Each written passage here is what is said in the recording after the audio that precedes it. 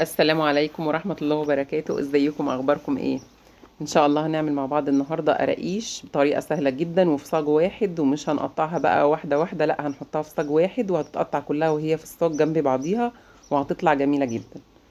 المقادير اللي معايا: على كيلو دقيق، معايا كيلو دقيق منخول، حطيت معاه معلقتين من النشا ونص معلقة صغيرة من الملح، معلقتين من النشا ونص معلقة صغيرة من الملح. وده معلقة كبيرة شمر مطحون،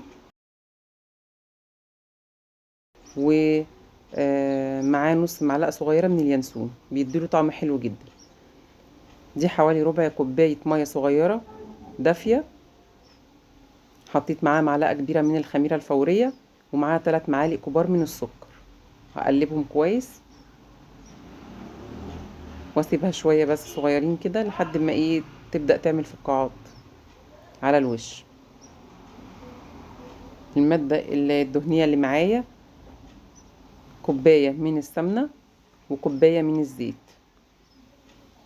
لما بنخلطهم مع بعض السمنة بتدي طعم حلو والزيت بيساعد على انها تبقى مقرمشة اكتر. اللي عايز يعملها بالزيت خالص مفيش مشكلة. هي القراقيش دايما الزيت يبقى حلو ليها، لان طبعا القراقيش بنبقى عايزينها ناشفة او مقرمشة. معلقة النشا يا جماعة بتخليها هشة وخفيفة كده.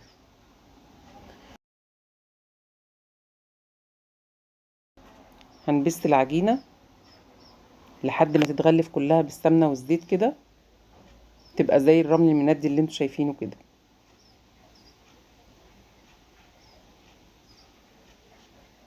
المج اللي انا حاطاه من الزيت او السمنة دي مج الشاي العادي، كوباية الشاي العادية.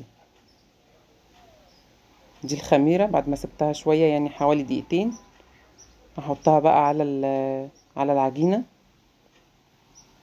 وهقلبها.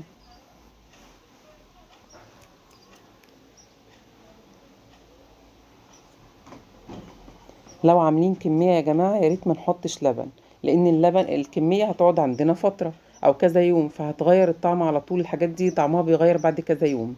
طبعا لو عاملين كمية بسيطة كيلو زي ما انا عاملة كده ممكن تستخدموا اللبن عادي، مفيش اي مشكلة، بيفضل يعني.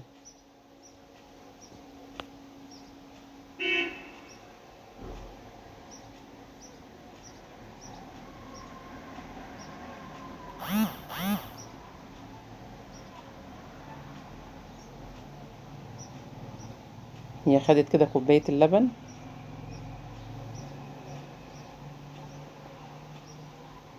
حطيت كمان نص كوباية من المية. العجينة دي مش بتبقى طرية قوي زي عجينة القرص، لان لو طريناها اكتر من كده او بقى تلاقينا جامد تحت ايدك كده هتلاقيها طرية وطالعة عاملة زي القرص. لازم تكون عجينة القراقيش يابسة شوية.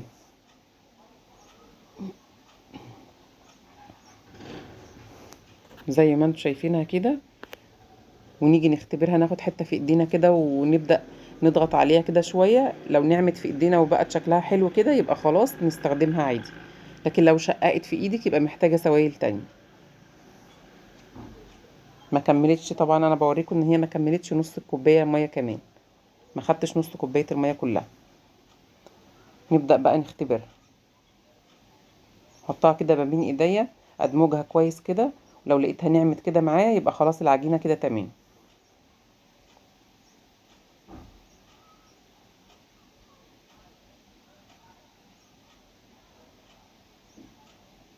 هسيبها ترتاح ربع ساعة، ربع ساعة بس مش اكتر، وبعد كده هقطعها وبعد كده هنسيبها في الصاج بقى حوالي تلت ساعة قبل ما تدخل الفرن.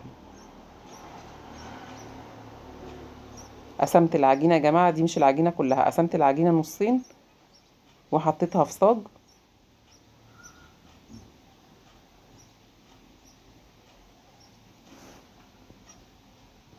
الصاج دوت طوله 40 في 50، يعني حجم الصاج 40 في 50، عشان تكونوا عارفين الكمية اللي اتحطت فيه حوالي نص كيلو من الدقيق.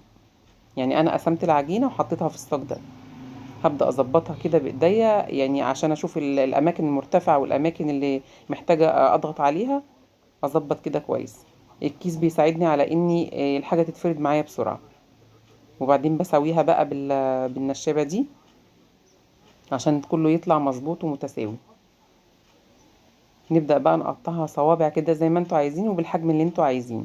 وفي نفس الصاج يا جماعة، مش لازم بقى ان احنا نقطع العجينة ونحطها على الترابيزة ونقعد نقطع كل واحدة لوحدها، وبتاخد وقت كتير وكمان بتاخد صيغان كتيرة جدا عشان كل واحدة بيبقى بينها وبين التانية فاصل. لكن دي هتتحط بصوا جنب بعضها وهتطلع جميلة جدا جدا، وبتبقى في صاج واحد. العجينة التانية عملتها في نفس صاج زي ده، يعني جم صاجين كبار. بس انا صورت معاكم صاج واحد علشان يعني مدة الفيديو.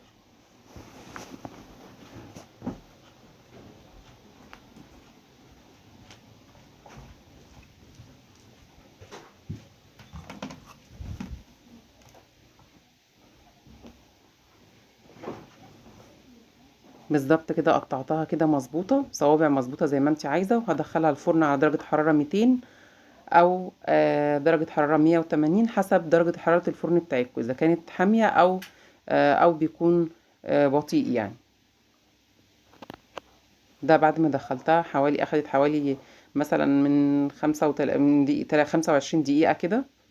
تبدأي بقى تجربيها تقيدي الفرن من تحت، لو بيتقاد من فوق وتحت يبقى ماشي مفيش مشكلة، بس هيتحط على الرف الأوسط، مش هنحطه تحت خالص عشان ما يتحرقش.